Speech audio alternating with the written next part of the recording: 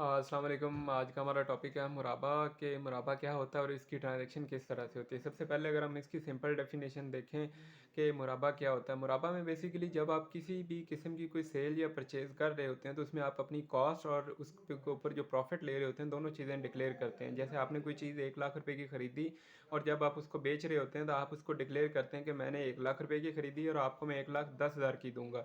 इस किस्म की ट्रांजैक्शन को मुराबा कहते हैं। अब हम देखते हैं कि ये बैंकिंग में मुराबा या ब्रॉडली ये मुराबा की ट्रांजैक्शन किस तरह से एग्जीक्यूट होती है, उसको हम एक एग्जांपल से समझते हैं। जैसे एक बंदा बैंक के पास आता है और उसके पास पैसे नहीं होते। वो कहता है कि ये मशीन मैंने फ़लाँ बंदे से या फ़लाँ कंट्री से इंपोर्ट करनी है, ये फ़लाँ कंट्री से ये मैंने सामान ख़रीदना है। बैंक कहता है अच्छा ठीक है। हम उस बैंक जो होता है वो उसी बंदे को जिसको जिसको ये वो सामान या मशीन चाहिए होती है उसको अपना एजेंट बनाता है और उसको भेजता है कि जाओ आप हमारे बिहाफ पे ये सामान बाहर से ख़रीदो और इसकी मलकियत जो इसकी ओनरशिप है वो बैंक के नाम होगी। वो जाता है और उस सामान को ख़रीदता है और वो उसकी ओनरशिप जो होती है उसके जो जितने भी पेपर शिपिंग डॉक्यूमेंट बनते हैं वो सारे बैंक के नाम होते हैं। जब वो माल जो है वो मशीनरी जो है पाकिस्तानी किसी पोर्ट पे पहुंचती है, किसी पोर्ट पे पहुंचती है, सी पोर्ट पे या एयरपोर्ट पे जहाँ से भी वो सामान आ रहा होता है, जब वो पहुंचती है तो उसके शेप जो डॉक्यूमेंट होते हैं वो भी बैंक के पास आ जाते हैं। बैंक उन डॉक्यूमेंट के बिहाफ पे उस मशीनरी के बिहाफ पे बाहर पेमेंट कर देता है। जितने के वो एक सपोज करें 1 लाख रुपए की मशीन थी, वो 1 लाख रुपए की मशीन के पैसे बाहर पे कर देता है। और फर्दर हम जो बैंक होता है वो उसको जो मशीनरी फर्दर उसको बेच देता है जिसको वो मशीनरी चाहिए होती है, जिसको हमने एजेंट बनाया हुआ होता है, फर्दर उसको बेच देता है। और हम जो बैंक होता है वो उसको इस बिहाफ पे बेचता है कि ठीक है आपके पास पैसे नहीं है, आप हमें 6 महीने बाद पैसे दे देना। बहरहाल आपने हमें 1,10,000 देना है। ये 100 रुपये की 1 लाख रुपए की हमारी मशीन है और 10,000 हम इसके ऊपर प्रॉफिट लेंगे। वो उसको हम दे देते हैं, उसको मशीन दे देते हैं और उससे अंडरटेकिंग या इस्लामिक बैंकिंग में जो अंडरटेकिंग होती हैं कि ये 6 महीने में आपने पेमेंट करनी है वो हम अंडरटेकिंग ले लेते हैं। सबसे पहला इसमें जो रूल्स हैं कि ये किन पे बेस करता है। सबसे पहला रूल ये है कि जो डेज़ हैं वो फिक्स होते हैं, डेज़ आप ज़्यादा नहीं बढ़ा सकते। जो 6 मंथ हैं वो 6 मंथ रहेंगे। आप 6 मंथ 2 डेज़ 3 डेज़ ये वो बिल्कुल नहीं हो सकते। इसमें जो आपका प्रॉफिट है वो बिल्कुल फिक्स रहेगा।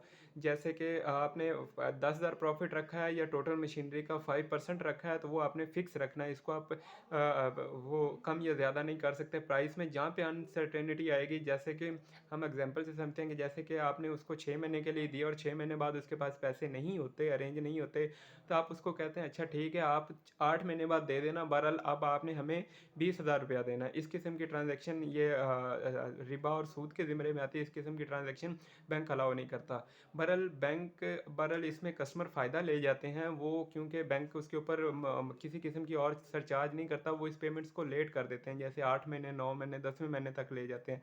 तो इसको इसको रेगुलराइज करने के लिए बैंक क्या करता है कि इम्पोर्टर जो वो होता है उसके ऊपर पेनल्टी याद करता है।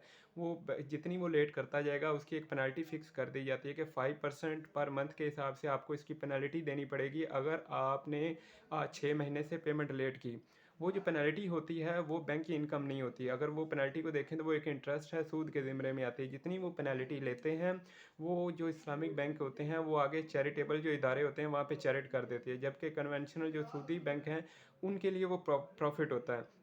उनके लिए वो इनकम होती है जो ऊपर आप उसके ऊपर जो इंटरेस्ट या ये वो लेंगे वो कन्वेंशनल बैंकिंग के लिए वो इनकम होती है, वो उनका प्रॉफिट होता है। जबकि इस्लामिक बैंकिंग जितना उसके ऊपर पेनल्टी लेगा उसको चैरिटेबल जो इदारे होते हैं उनमें चैरिट कर देते हैं।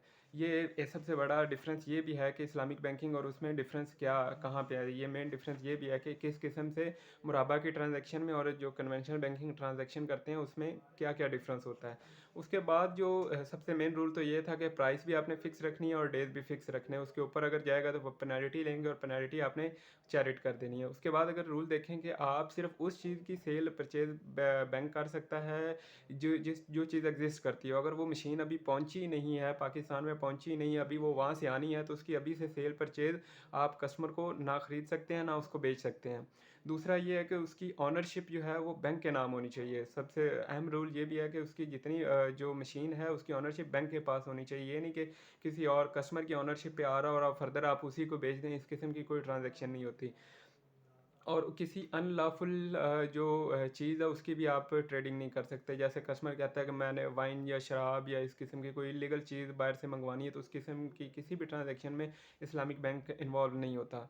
उम्मीद आपको मुराबा की ट्रांज़ैक्शन समझ आई होगी एग्ज़ाम्पल से, और आपके सजेशंस और सवालों का इंतज़ार रहेगा। वीडियो लाइक करना और कमेंट करना ना भूलिएगा, और चैनल को सब्सक्राइब ज़रूर कीजिएगा। अल्लाह हाफ़िज़।